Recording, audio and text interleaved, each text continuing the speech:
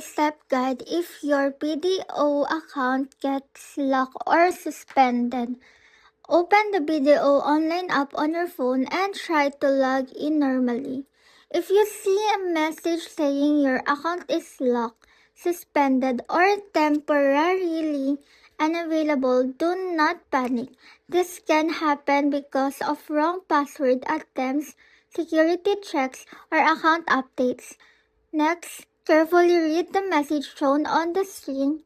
It may tell you what happened and what step to do next.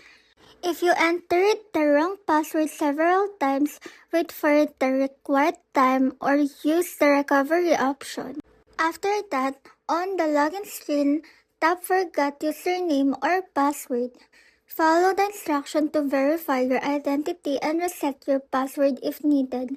The app may send an OTP to your registered mobile number. For example, the OTP may be 482913. Enter it correctly to continue. If your account is suspended for security reasons, check your email or text messages for official instruction from BDO. They may ask you to confirm activity or update information. Only use official BDO channels.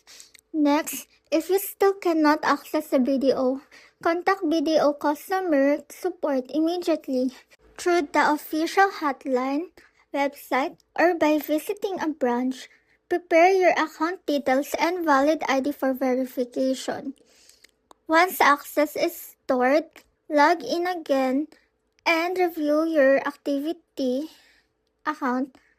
Change your password if needed and make sure your contact details are updated.